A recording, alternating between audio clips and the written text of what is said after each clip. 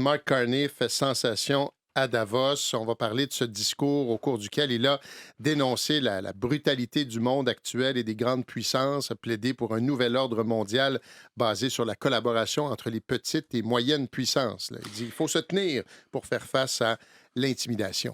Bon, une série de choses. D'abord, Mark Carney a écrit lui-même ce discours, ce qui est inhabituel pour un premier ministre, mais ça paraissait, là. On le voit quand on met des lignes dans la bouche de quelqu'un qui les lit bien et quand la personne a construit ce discours, et même avant que ses conseillers effectivement confirment qu'il avait écrit le discours lui-même, n'importe qui lisait ce discours-là se disait il y a une seule personne qui a pu écrire ce discours, c'est Mark Carney.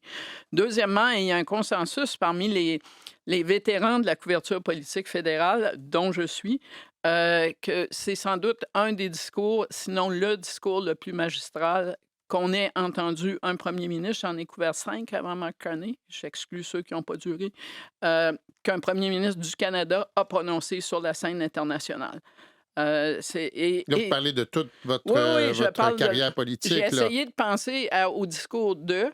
Brian Mulroney a fait des grands discours, c'est pas ce que je suis en train de dire. Mais, Stephen Harper en a fait aussi des très solides, mais celui-là était magistral. Et dans le contexte, celui-là était aussi au moins aussi courageux, sinon plus, que les discours de Brian Mulroney, qui l'était beaucoup sur l'apartheid et l'Afrique du Sud à l'époque. Mhm, mhm. Et devant un auditoire qui, normalement, réagit pas ou est plutôt prudent. Puis là, c'était un appel, je dirais pas à l'imprudence, mais c'était quand même un appel à la défiance des grandes puissances. On n'a pas nommé les États-Unis, mais c'était pas nécessaire. On pourrait mettre les États-Unis dans ce texte-là, à peu près à tous les paragraphes, et on arriverait à la même chose. C'est pas une nouvelle que la Chine et la Russie abusent de leur pouvoir. Ce qui est nouveau, c'est que les États-Unis sont maintenant embarqués dans à peu près le même cercle. Et la réponse de M. Carney, après un an, et je suis convaincu qu'il n'est pas arrivé au gouvernement en se disant c'est la meilleure approche, mais après un an, c'est ça marche pas. Et il dit un peu comme ça marche pas de plier. Et d'être soumis et de faire un concours de soumission et d'aplaventrisme en pensant que ça va changer les choses. Et ce qui est totalement dans l'air du temps aussi, mais qui est différent, c'est qu'il y a eu une ovation pour son discours. À Davos, on ne fait pas ça, des ovations, surtout pas sur des discours qui, à la fin, invitent la planète, ou en tout cas les États moins puissants, à résister plutôt qu'à se plier à ce qu'on tente d'imposer comme nouvel ordre mondial, qui est la loi du plus fort. En clair, Ouais. là, la loi du plus fort, on ne peut jamais gagner.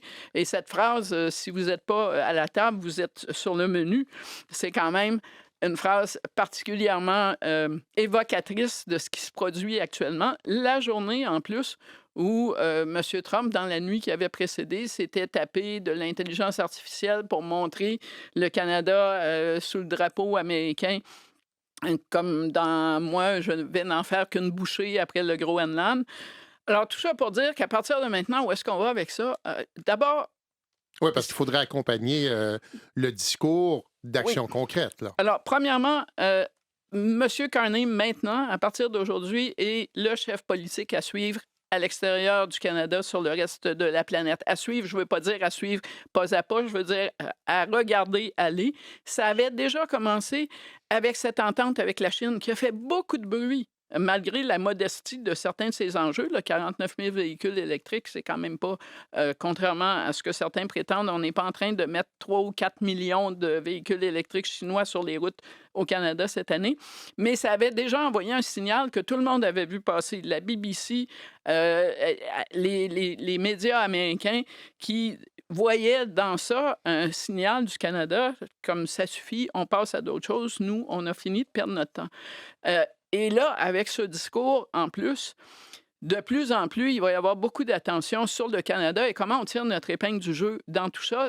Vous le savez, M. Carney, très bientôt, va se rendre en Inde pour essayer de réparer les mêmes ponts qu'il a réparés en Chine. Mais pour le monde des grandes entreprises au Canada, là, je parle du conseil des grands patrons, par exemple, dont le principal conseil en début d'année pour le premier ministre, c'était Do no harm, ne faites pas de tort en prévision de la renégociation de l'ACEUM. Là, on est clairement ailleurs. Et on prépare clairement les Canadiens à ce que la renégociation de la CEOM soit moins centrale pour des raisons évidentes, c'est-à-dire le peu de respect que M. Trump a montré jusqu'à présent pour les ententes qu'il négocie lui-même sur les tarifs et le fait que ça protège absolument personne d'une saute d'humeur. Mais au-delà de ça, on va voir aujourd'hui où est-ce qu'on s'en va parce qu'il y a un des chroniqueurs, je suis assez d'accord avec lui d'ailleurs, il y a 2 points de vue. Il y en a un qui dit et c'est réducteur et je suis pas convaincu que ça va passer parce que vous savez que M. Trump, va noter l'ovation et aime pas beaucoup qu'on lui enlève, la suprématie des applaudissements et de la soumission. Mais donc, il y en a un qui dit: «C'était trop subtil, Trump le comprendra pas, donc il s'insultera pas». Bon, OK. Il y en a un autre qui dit, «Trompez-vous pas, Mark Carney vient de pisser sur le tapis de Donald Trump». Alors, on est entre les 2. On va certainement en savoir plus, bientôt. Mais pensez-vous qu'il va répliquer directement Donald Trump? En tout cas, à voir, hein? On ne sait jamais On sait dans jamais quelle à quoi humeur s'attendre. Mais non. et là, il y On a l'a pas vu avec sa conférence de presse d'hier, hier, d'ailleurs. je vous ai parlé du Conseil pour la paix et de cette séance de signature que M. Trump veut organiser pour demain matin. Mais là, ça se présente mal parce que, bon, évidemment, la France a déjà dit, Il n'y en a «Faites ce pas que vous voulez, question. mais j'y vais pas». Il y a d'autres pays européens qui ont dit la même chose. Mark Carney n'y sera pas. Il reprend l'avion sans rencontrer Donald Trump. Après le discours de M. Trump à Davos, Mark Carney rentre au Canada. Il n'est pas question qu'il prolonge son séjour.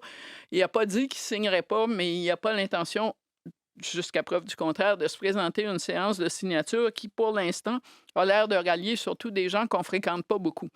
Alors, c'est à peu près là qu'on en est. OK.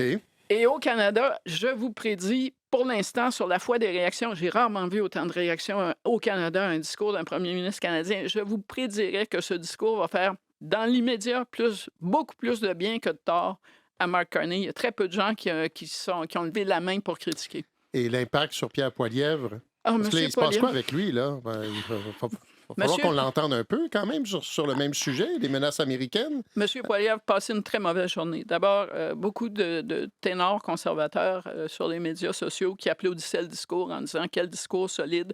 Mais surtout, c'est la journée que M. Poilievre avait choisie pour s'intéresser encore à la taxe carbone qui, selon lui, la taxe industrielle, cette fois-ci, fait augmenter le prix de l'essence. Et là, il y a parmi ceux qui ont été plus cinglants, l'ancien ministre du patrimoine, James Moore, qui en avait manifestement assez et qui est allé sur les médias sociaux pour dire votez libéral, votez conservateur, mais au moins rendez-vous compte qu'on est dans un environnement différent et qu'il faut parler de ces choses-là. Monsieur Poilievre, qui en début de semaine s'est manifesté avec beaucoup de retard sur le Groenland, une seule fois, qui a perdu l'appui d'influenceurs d'extrême droite qu'il avait lui-même courtisé au cours de la dernière année, qui n'a pas dit un mot hier sur cette image du Canada sous le drapeau américain. Et là, il y a des chroniqueurs et des gens identifiés au Parti conservateur qui disent mais à quelle heure est-ce qu'on s'inclut dans cette conversation? Et moi, je me demande très franchement, le critique aux affaires étrangères du Parti conservateur, Michael Chung, est un député qui avait démissionné du Conseil des ministres, Stephen Harper, à cause de la résolution sur la nation québécoise, sur laquelle, comme ministre, il disait pas avoir été consulté.